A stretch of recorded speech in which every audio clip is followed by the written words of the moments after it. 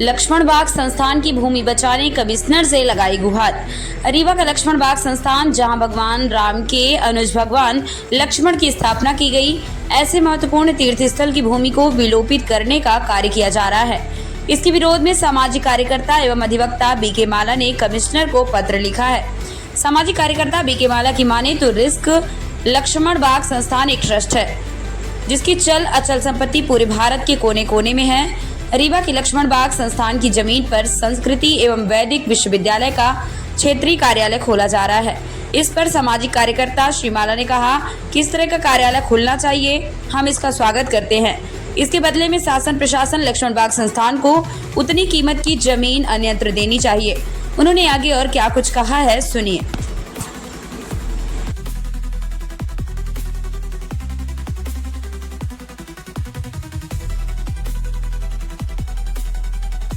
जी बताइए, आज आपने कमिश्नर को एक पत्र दिया है लक्ष्मण बाग की भूमि को लेकर, मामला क्या है?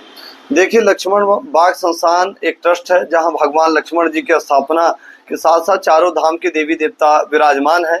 इस लक्ष्मण बाग संस्थान की चल अचल भूमियां पूरे देश के कोने कोने में है, जिसकी आमदनी से लक्ष्मण बाग संस्थान के पुजारी और लक्ष्मण बाग संस्थान का संचालन संधारण होता है। लक्ष्मण बाग संस्थान का संविधान माननीय महामहिम राष्ट्रपति द्वारा अनुमोदित है। उसका अलग ही नियमावली बना हुआ है कि उस जमीन में एक महंत की पदस्थापना की जाएगी। वहां महंत होंगे, महंत उस समस्त मठ मंदिरों का संचालन संधारण करेंगे। एक अलग से पृथक से संविधान ही निर्मित है, वो माननीय महामहिम द्वारा अनुमोदित है। परंतु लक्ष्मण बाग संस्थान में कुछ दिनों पहले एक हाई कोर्ट प्रकरण चला और महंत के खिलाफ मामला चला। वो प्रकरण आज भी चल रहा है, क्या स्थिति में वो अलग विषय है। परंतु लक्ष्मण बाग संस्थान की भूमि में क्षेत्रीय कार्यालय संस्कृत विश्वविद्यालय के रूप में क्षेत्रीय कार्यालय खुला है, जिसमें रीवा कलेक्टर ने एक प्रपोजल भेजा है कि लक्ष्मण बाग संस्थान की भूमि दे दी जाए। पर लक्ष्मण बाग संस्थान की भूमि देने का अधिकार कलेक्टर को ही नहीं है, इसलिए वो ट्रस्ट की भूमि है। और उस भूमि में संविधान में लिखा हुआ है कि कलेक्टर एज ए अनुविभागीय अधिकारी अनुभाग उसकी व्यवस्था बना सकते हैं। क्रय विक्रय दान लीज अंतरण नहीं कर सकते उस भूमि को। पर लक्ष्मण बाग संस्थान में क्षेत्रीय कार्यालय खोला जा रहा, हमारी तरफ से पूरे रीवा की जनता की तरफ से बधाई है। क्षेत्रीय संस्कृत कार्यालय खुलना चाहिए, परंतु लक्ष्मण बाग संस्थान में नहीं, दूसरी जगह खुलना चाहिए। यदि लक्ष्मण बाग संस्थान में भी खोला जाना चाहिए तो लक्ष्मण बाग संस्थान के मूल्यांकन के मूल्य की, बाजार मूल्य की जमीन के बदले में एक जमीन दी जानी चाहिए। ऐसा चर्चा के विषय में है, ऐसा कलेक्टर रीवा का कहना भी है। तो उस मूल्य की जमीन बिना दिए और लक्ष्मण बाग संस्थान की जमीन जब तक दूसरे संस्थान क्षेत्रीय कार्यालय के नाम न हो जाए और क्षेत्रीय और लक्ष्मण बाग को उतने मूल्य की जमीन मिल न जाए, तब तक किसी प्रकार का निर्माण कार्य न किया जाए। इस संबंध में हमने आयुक्त महोदय रीवा संभाग रीवा को एक पत्र दिया है। हमने साथ में इस पत्र पीएस को, शासन को भी हम भेज रहे हैं कि इस संबंध में लक्ष्मण बाग की भूमि देने का अधिकार नहीं है। तो यदि इसके बावजूद भी मध्य प्रदेश सरकार कैबिनेट डिसीजन लेती है तो उसके बदले में उतने मूल्य की जमीन पहले दे दी जाए और वो जमीन लक्ष्मण बाग के नाम हो जाए।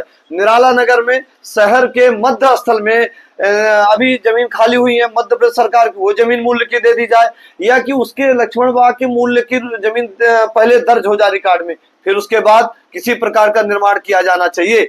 हमारी तो मांग ये है कि लक्ष्मण बाग संस्थान को अयोध्या की तर्ज में रीवा उपकाशी के नाम से जाना जाता है।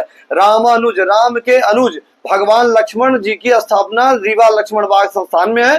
तो लक्ष्मण बाग संस्थान को अयोध्या की तर्ज में विकसित किया जाना चाहिए, ताकि देश के कोने कोने के यहाँ विराजमान भगवान चारों धाम के देवी देवता विराजमान है। जब कोई चारों धाम जाते थे तो पहले हमारे लक्ष्मण बाग संस्थान आते थे, वहां दर्शन करते थे, उसके बाद उनका कार्य पूर्ण माना जाता है या चारों धाम के दर्शन माने जाते थे। आज स्थिति है कि इसी प्रकार बद्रीनाथ की जमीन के साथ छलावा किया गया। बद्रीनाथ की जमीन कॉरिडोर बननी थी तो बद्रीनाथ की जमीन बेच दी गई। आज दिनांक तक उसके बदले में उतनी जमीन खरीदी जानी चाहिए बद्रीनाथ में, वहां गौशाला बननी चाहिए, वहां धर्मशाला बननी चाहिए, वहां गेस्ट हाउस बनने चाहिए, पर कुछ नहीं बना। यहाँ लोगों को गुमराह किया गया, वहां का पैसा लाके रख लिया गया, उसका ब्याज, उसका उपयोग किया जा रहा है। हमारी मांग है, माननीय आयुक्त महोदय से हमने मांग की है कि तत्काल लक्ष्मण बाग के जो निर्माण कार्य चल रहे क्षेत्रीय कार्यालय को रोक दिए जाने चाहिए। और जब तक लक्ष्मण बाग की जमीन लक्ष्मण बाग के नाम नहीं हो जाती, जो बलदे में दी जानी है, जो मूल्य में दी जानी है, उसके मूल्य की दी जानी चाहिए, तब तक किसी प्रकार का निर्माण कार्य न दिया जाए। और जब तक राज्य शासन कैबिनेट की मंजूरी नहीं मिल जाती, इसलिए कि लक्ष्मण बाग की जमीन देने को कलेक्टर को पावर ही नहीं है, ये संविधान में लिखा हुआ है, और किसी भी चल अचल संपत्ति को विक्रय दान लीज नहीं कर सकते। और लक्ष्मण बाग की संस्थान की भूमि लगातार, और लक्ष्मण बाग संस्थान को विलोपित करने की साजिश रची जा रही है। वहां पर्याप्त मात्रा में चल अचल संपत्ति है, चल भी है अचल भी है, वहां रखी हुई है। वहां महंत की नियुक्ति होनी चाहिए, और महंत की नियुक्ति संविधान के अंतर्गत होनी चाहिए। पूरे भारत में लक्ष्मण बाग में अकेला ऐसा है जो राष्ट्र संविधान बना हुआ है, नियमावली है, जो माननीय महामहिम राष्ट्रपति से अनुमोदित है। ये हमारे पास नियमावली है, हमने दी भी है, शासन को दी है। लक्ष्मण बाग की चल संपत्तियों की सूची हमारे पास है, जो शासन को एक दी गई है कि देश के कोने कोने में वहां की संपत्ति कितनी है, कितनी आमदनी आ रही है, ये सब का ब्यौरा होना चाहिए। पर लगातार लक्ष्मण बाग संस्थान को विलोपित करने की साजिश रची जा रही है। संस्कृत विश्वविद्यालय क्षेत्रीय कार्यालय खुलने जा रहा है, विश्वविद्यालय नहीं, विश्वविद्यालय के नाम से उद्घाटन किया गया, पर क्षेत्रीय कार्यालय खोला जा रहा। क्षेत्रीय कार्यालय खुलना चाहिए, हम विपक्ष में हैं और रीवा की जनता पक्ष में है, पर क्षेत्रीय कार्यालय के लिए तमाम जमीनें पड़ी हैं, जमीन है वहां पे खोल दी जानी चाहिए, पर नहीं, लक्ष्मण बाग में क्यों खोली जा रही है। और लक्ष्मण बाग संस्थान को विलोपित करके लक्ष्मण बाग की गौशाला खोल दी गई, लक्ष्मण बाग में क्षेत्रीय कार्यालय खोल दिया गया। और इसी प्रकार जिस प्रकार रीवा इंजीनियरिंग कॉलेज को विलोपित करने का काम किया गया है, उसी प्रकार लक्ष्मण बाग संस्थान को भी विलोपित कर दिया जाएगा, और एक छोटे से पैमाने पर लक्ष्मण बाग सीमित हो जाएगा।